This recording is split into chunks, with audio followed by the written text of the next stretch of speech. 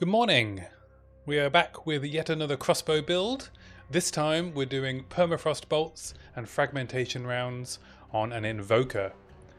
This was my choice for making monk work with crossbows, and we are using two uniques to change things up a bit. We're using a Yoke of Suffering to increase damage taken per elemental ailment type on an enemy, and we are using Leopolds Applause to penetrate below 0 resistances. This build is a pretty good mapper. In fact, it's a great mapper. I ended up running a lot of fully juiced maps on this Invoker because I was actually having a lot of fun. It shatters and Herald of Thunders all over the place thanks to all of the added cold and added lightning damage. The bossing is absolutely fine. It kills pinnacles super quick, and fully juiced map bosses obviously take longer than pinnacles because they are much beefier these days since 0.3.1. You'll see in the footage some examples from fully juiced T15s, with full delirium installations, full breach, just really satisfying shattering pops. And you'll see some of the footage from some of the bosses. It can also do T3 Simulacrum just fine. I had a pretty easy time with Simulacrum because of the overlapping shattering explosions from Fragmentation rounds on frozen enemies. They still work because you don't need a corpse for the shatter to happen. And so all of the mobs in Simulacrum would be grouped up around Kosis or Omniphobia, and they would get one shot. It'd be really easy. Monk has also some nice quality of life. So we have Meditate to recover energy shield. We have an enormous amount of spirit, so we can run any reservation skills that we want. Altogether, just a pretty good time. Really high evasion, medium investment to get it going. We'll go through all of the gear that I chose. I'll take you through the passive tree, the decisions I made in terms of balancing damage and defense to get it working in fully juiced maps. I will take you through the gems and the gem swaps we do. That is one thing about the build, is that there'll be a fair number of gem swaps you'll need to do. We also make use of Mirage Archer, which is really cool to be able to use and is actually really powerful. And then I'll take you through some of the things I tested and swapped away from, some of the things I tried to get to work, like the Chaos Herald chains I tried to get to work. I'll take you through what I did and why that didn't work. And then I'll go over what I'm going to be doing next. Sneak preview, that's going to be an Original Sin Ailment Stormweaver, again with Crossbow, using Incendiary rounds and Shockburst rounds to do, hopefully, massive damage. So anyway, I hope you enjoy this build guide. Anyway, enjoy a little bit of the footage from the build, and then we'll go into the build guide.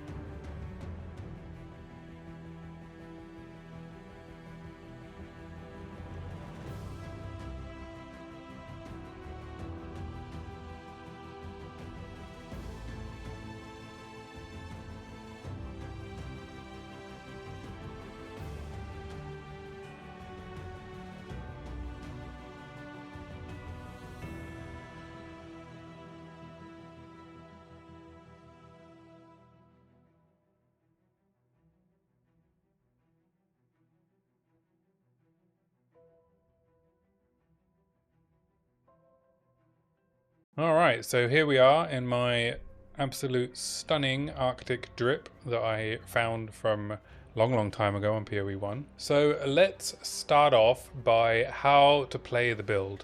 So this build uses Permafrost bolts and Fragmentation rounds as its major source of damage. So in maps, we're running around, we're hitting the mobs with a Permafrost. That'll freeze a bunch of them thanks to Chain.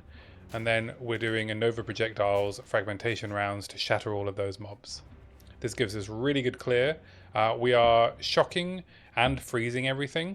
I ended up going with Herald of Thunder as my clearing herald because it gave me the most reach from the explosions. Herald of Ice doesn't work because you're already shattering the mobs with Fragmentation rounds, and Herald of Fire just ignites nearby enemies, but they're dying anyway because they're getting hit by the shatter. So the best option for me was Herald of Thunder. Also in maps, we are using a Mirage Archer with Hailstorm rounds. This is really strong. Hailstorm rounds is really powerful, and so is Mirage Archer. And we have so much evasion that we don't need to dodge roll very often. So we can choose when we dodge roll to activate Mirage Archer. So in breaches, in rituals, all of those things, we choose when we want Mirage Archer to come. And as you saw in the footage, Mirage Archer spams the ability. It does not need to ramp up Hailstorm rounds. As soon as it appears, it is spamming the ability. Then for bosses, we swap Mirage Archer, Hailstorm rounds, we swap for Glacial Bolt. This is much better for single target, and I don't really like it for mapping because the walls get in your way. You end up blocking yourself with the walls. So we swap for Glacial Bolt, and we swap 2 of the supports, Crystalline Shards and Embitter, for Deliberation and Freeze, so that we get Ice Impales on the boss. Then the rotation is to freeze them with Permafrost Bolts, activate Emergency Reload, which is assigned to the same weapon swap set as Fragmentation rounds, which is weapon swap 2 for Frigwall's Ferocity. Then with that empowered shot, we hit them with a Fragmentation round, and as you saw, it'll do like half of their health or something like that. And then while we wait for the freeze resistance to wear off, we can just spam Fragmentation rounds and it'll do really respectable damage. If you get into a bit of trouble, you can find some breathing room and meditate. But yeah, that's it. Pretty simple. And then we just have a ton of reservations. So we have Ghost Dance to recover ES, we have Wind Dancer, we have Combat Frenzy and Charge Regulation for more skill speed, and we have Herald of Thunder. So that's the general rotation. Now I'm going to take you through the gear. I ended up playing around with a lot of different options for the gear, but I have gone for a primarily evasion base. So we have a very high evasion chest with Deflect. We have a very high ES helmet with triple res, and we're using Subterfuge Mask to get evasion from this. We have a very high evasion boots with a little bit of rarity. And then our other items are either rarity on our rings. This build does also have 150% rarity, so you can use it for juiced mapping. So we have rings with 40-ish% rarity on each of them. We also need a source of mana leech, because otherwise you will run out of mana. This build is very mana hungry. So we use Walker of the Wilds and physical attack mana leech, which allows us to leech mana from our elemental damage, which we are doing primarily. We have a crossbow that I crafted. I got quite lucky. I got this on my first fracture. I bought a crossbow that had 169% increased physical damage and the attack speed. I used an Essence of Abrasion to add the 30 to 58 physical damage. I added a Veiled mod, then I fractured, hit the attack speed, which meant I could finish the craft with +6 skills, and 29% of damage is extra cold. And we used an Omen of the Sovereign to do attack chain additional time. You'll remember this if you watched my Blood Mage video. This was the Omen we needed to use for that as well. We want attack chain and additional time so that we get more bounces for our Permafrost bolts to freeze more mobs to give us better clear speed. And then I YOLO corrupted it and got a 3rd socket. This didn't cost me that much to craft, but obviously to get the fracture and the 3rd socket, it's going to cost you a bit. You don't need all of those things, but it helps. I decided not to go for Onslaught. Attack speed was plenty. In the crossbow, I'm using Sakawell's Rune of the Sky. For basically any crossbow elemental build, gain as extra damage of all elements is going to be the most damage. not by a huge amount, but it is the most damage. Plus it gives us more lightning damage, which is more shocks, more fire damage, which is more ignites, which means more damage with Yoke of Suffering. Another option for your helm, if you feel like you can give up the survivability, or maybe even for boss swaps or something, is you could swap your ES helm for a Heat Shiver, which adds an enormous amount of damage at the cost of a bit of survivability. And then we have Ingenuity, which gives us more rarity and more life, more resistances. Then we have the two stars of the show. We have Yoke of Suffering, which I bought very well rolled and then added fire modifiers for more all res. And then a Leopold's Applause, which I also bought with a corrupted damage penetrates modifier and also increased rarity. So these were a few div. So the way that the build works and why we're using Leopold's Applause is because of this node here. Heavy Frost. Hits ignore non-negative elemental resistances of frozen enemies. So when we hit an enemy that's frozen, its resistances are treated as base 0, and then Leopold's allows us to penetrate below 0 to 50%, and we have 50% penetration. So we have at least 50% cold penetration, and then around 30 or 40% of the other elements, which is relevant because we are adding additional damage. So we have Gainer's Fire here from climate change. We have the Monk Ascendancy, which has Gainer's Lightning, also some more Gainer's Cold here. We have a Heart of the Well, which also has somewhere Gainer's Lightning. All of those also get the penetration because a lot of the elemental penetration that we're stacking is all elemental resistances. So this is how we get the damage that you see. And then Charms, I'm using Golden to get us above 150 when we're killing rares, Freezing, and Bleeding. We have reasonable ailment threshold, but I'll take you through the passive tree. I did have to take some on the tree. So that's the gearing, and then I'm going to take you through the gems and support. So in the crossbow shot, I keep a lot of the support gems that I swap out between single target and clearing. So whenever we get to a boss, unfortunately map bosses are so beefy now, you will probably have to do gem swaps when you get to them, unless for somehow you have like an insane weapon. But even then, Nova Proj reduces damage so much that you'll at least need to swap this out for close combat. But let's go through the gems. So Permafrost Bolts has Ice Bite because we're freezing constantly, so we always gain extra 25% damage is cold. Piety's Mercy because we don't want Permafrost to kill the enemies. We want to kill the enemies with fragmentation rounds so that we get the big explosions and the overkills and the shatters, which will clear much, much better. We have Fork, and then Chain 2, which adds 1 and then doubles our chains. And then I believe the precedence for chaining and fork is that it forks first and then chains. And then we have more freeze build-up. When we are doing bosses, we swap Piety's Mercy for elemental armament. We swap Fork for shock. And we swap Chain for rapid attacks. So this allows us to build up freeze more quickly, does more cold damage, and also gives us more chance to shock, because a shock is not only more damage taken because of the shock itself, but it's an extra elemental ailment for Yoke of Suffering. Yoke of Suffering, even with 2 elemental ailments on the enemy, is more damage than a +3. So we want to add as many elemental ailments as we can onto the enemy, because damage taken modifiers are very, very good. You can't currently account for this with this mod in POB. So what I did was instead edited the item for 40% more damage, which is better than a +3 Proj amulet. You will find on bosses that even with the shock support gem, you will be fishing for shocks a bit. You can play around with the rotation. You can try, spamming fragmentation rounds before you start your freeze rotation to freeze the boss. You can keep shooting for a few more seconds after you've frozen the boss with your permafrosts to try and get a shock to proc, which will increase the damage taken by the boss by at least 43% because of the 23% magnitude of your shock plus the 20% extra damage taken from Yoke of Suffering. You'll also notice that we're not using Rakiata's Flow. It would be maybe a minor DPS upgrade for one ability, but we don't need it. Leopold's Applause is doing all of the work that Rakiata's would do. Fragmentation rounds we are using for mapping Nova Proj, which gives us much better clear.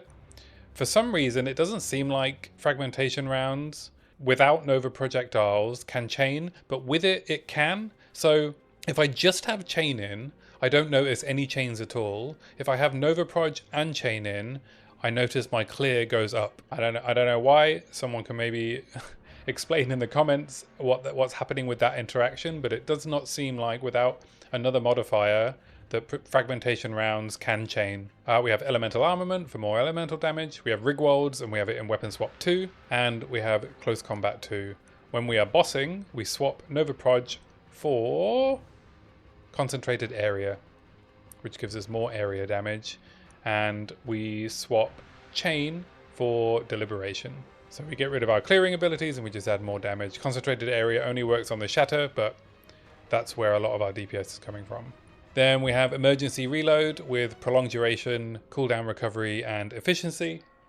So we can generally use this a couple of times in a map boss fight. You won't need to use it a couple of times in a pinnacle boss because they die so quick, as you saw in the video.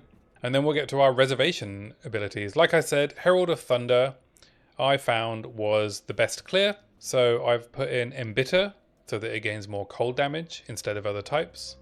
Freeze, magnified area, long shot, and elemental armament. So what I want Herald of Thunder to do is either kill the mob or freeze it. So because if it freezes it, then we get more shatters from our fragmentation rounds. Then we have for skill speed, Combat Frenzy, which gives us frenzy charges, and charge regulation, which I have an Uhtred's Exodus in because it's the only support in the skill. And so this gives us more skill speed. 16% more skill speed while we have a frenzy charge, which we have all of the time because we are constantly freezing. We have Wind Dancer. Wind Dancer does blind, maim, magnified area, and also gives us precision for a bit of accuracy that we're missing. We have Ghost Dance, which has compressed duration so that we get Ghost Shrouds back quicker. This gives us quite a lot of energy shield back. I definitely notice the survivability that this adds to the build thanks to our really high evasion rating. And then we have Mirage Archer, which is actually a really cool ability, and the resetting when you have dodge roll in the past 6 seconds sometimes is annoying if you don't keep track of how long you've got left on the timer. I sort of have a little countdown in my head so that I'm not constantly looking down. So if I notice when the Mirage Archer stops firing, you then have 6 seconds where you shouldn't dodge roll. Obviously, if you need to dodge roll, it's better to not die. But otherwise, you can wait and then trigger your next Mirage Archer. So for mapping, like I said, we have Hailstorm rounds, which is really good AoE and really good freeze build-up. We have Elemental Armament, Concentrated Area, Deliberation, which doesn't affect the Mirage Archer at all in terms of reducing its movement speed. And then we have Freeze, because more freeze is more clear.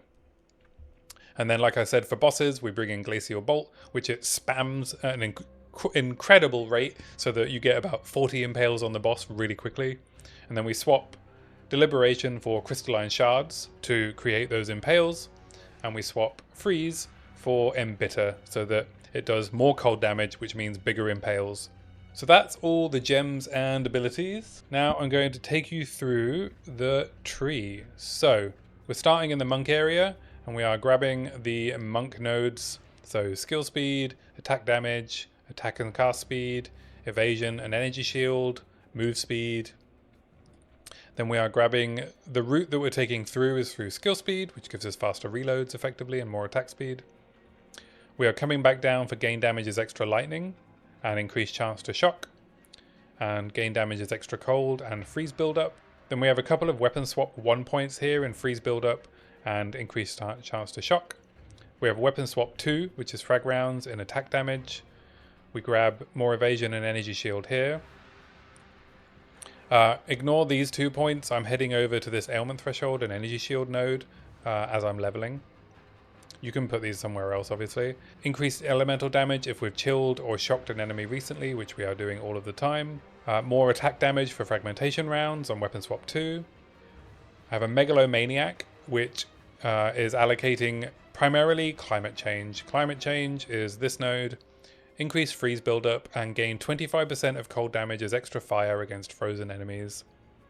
And our Leopolds applause and all of our elemental penetration allows that to do lots of damage. Also, often ignites the enemy, which then is more damage taken.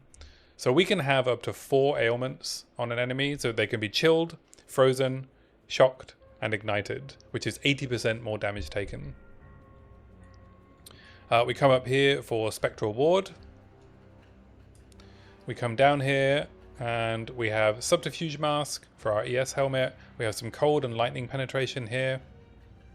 We have Walker of the Wilds, which is necessary. You need Mana Leech on this build. If not, you will just run out of mana constantly. We have a From Nothing, which allows us to allocate in Chaos Inoculation, which saves all of these points up here so that we can allocate Thin Ice and Heavy Frost, which are needed for the build to work, or Heavy Frost is needed for the build to work. This is just more freeze build up and a massive increase in damage. Then we come down. We are also struggling a bit on stats with this build. So having the 40-ish dexterity across here is actually very useful. Then we grab more evasion rating, a bit of deflect, and 100% increased evasion from equipped armor. There we go. Let's refund these. Stick them in here. There we go. More evasion, more deflect. And we come down through Harness the Elements. So 20% increased damage for each type of elemental ailment on enemy. So there's 2 nodes like this on the tree, and it's Harness the Elements, which we can path through. And then the other one is our Anoint, which is Stormbreaker, which is basically the same node, except it's all the way up here. These 2 nodes, Stormbreaker and Harness, are 2 of the biggest damage nodes on the tree for this build, because of how many elemental ailments we end up inflicting on the enemy. I come down here for increased element ailment threshold. I was finding that in maps, things like Ignited Ground and other ailment effects were affecting me way too much. So I wanted more resistance to them. I found as soon as I ran over any ignited ground, my health would just drop because the flammability would increase the ignite magnitude immediately, and it was doing way too much damage. I can actually roll over ignited ground now without taking a massive hit to my survivability.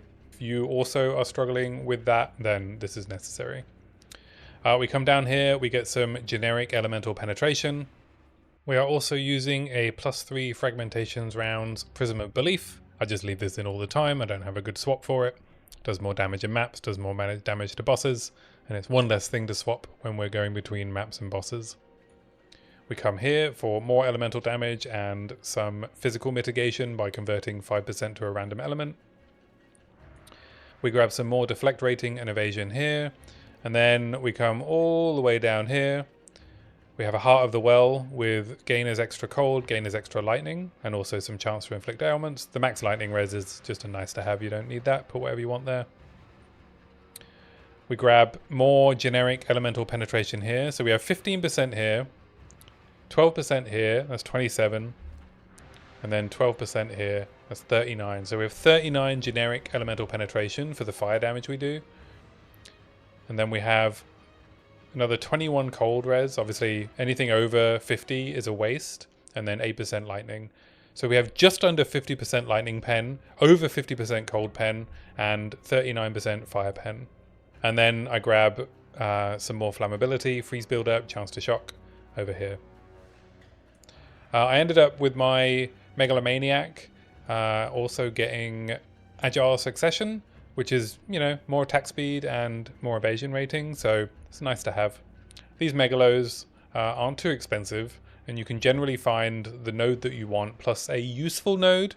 If you want a Megalomaniac that has, you know, 2 really synergistic nodes, you're looking at hundreds of divines. They're really, really expensive because they're so rare.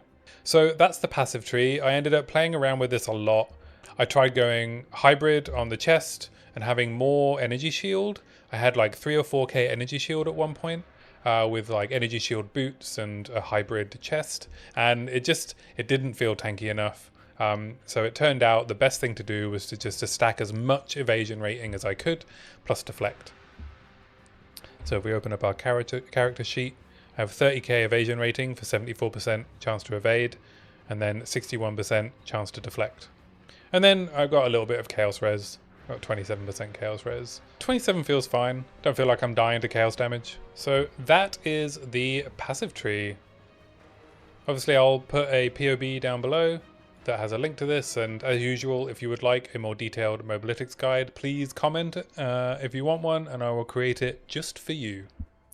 I will do a quick mobalytics guide for this build, just so it's easier to see the difference between the mapping and the bossing setup. So I'll put a link to that in the description below. Some tips for mapping. I find that, let's have a look at juiced maps. So I was testing the rare monsters strategy, which I don't think is the best. I think actually map rarity is the better strategy. However, you'll find that if you're rolling for rare monsters, you will very often hit the monsters have increased ailment threshold map mod. Now, the footage that I showed at the start of this video has this mod, and you'll notice that it doesn't really affect the mapping itself.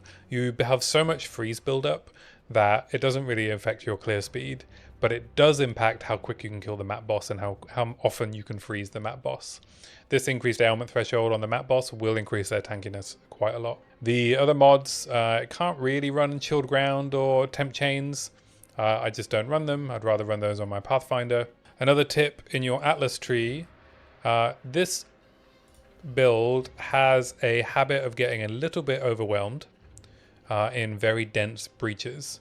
So rather than lowering the density, or in order to alleviate the issues with massive density overwhelming you before you can freeze and blow everything up, I take Sustained Siege as my 4th breach points, which makes them open and close 30% slower. It means 1, you don't get overwhelmed, and 2, you just have a much longer time to go hunting around the breach for all of the rares. You can kill them all, you get more loot.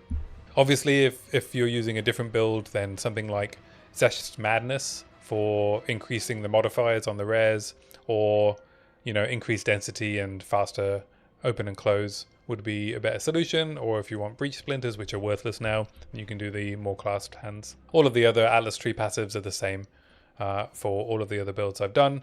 I am taking map juice, swapping into local knowledge when I'm on swamp or water. For leveling, I would suggest you do, where's my leveling setup? And this is the setup I do now for all of my characters.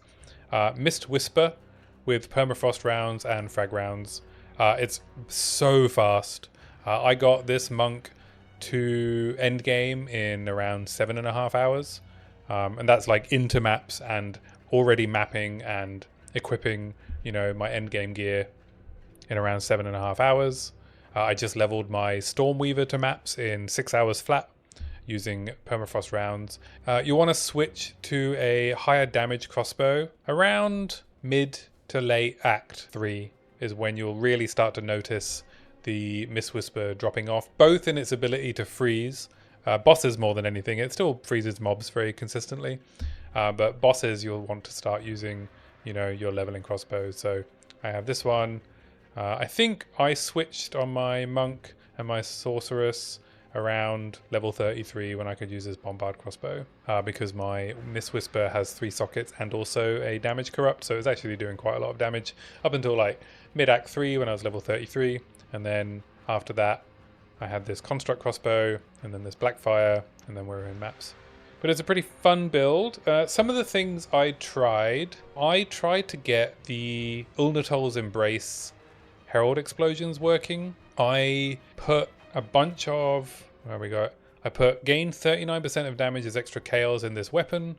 I bought a Heart of the Well with gainers extra chaos damage. I bought an Against the Darkness and put it here, which gave me another 8% gainers chaos damage. And I then also took these nodes over here to gain another 5% of damage as chaos damage. And I could not get the chain to work. I don't know if it's because Fragmentation rounds is already consuming the freeze in order to shatter the enemy. I'm not sure what the issue was, but it didn't work. There was no amount of chaos damage I could add to this build to get those chains happening. So I've tested that, it doesn't work. The best thing to do is just have better clear with Herald of Thunder and spend your spirit, of which we have 243, on other things like charge regulation and combat frenzy. I tried doing more damage, less defense. I was too squishy, I was dying in maps. So this evasion setup, as you saw in the footage, you have plenty of damage. and clear speed. So staying alive is what's going to allow you to farm with this build. So there's a quick run through of the Ice Crossbow Invoker build. I hope you enjoyed the video. If you've made it this far, please consider liking, subscribing, commenting below.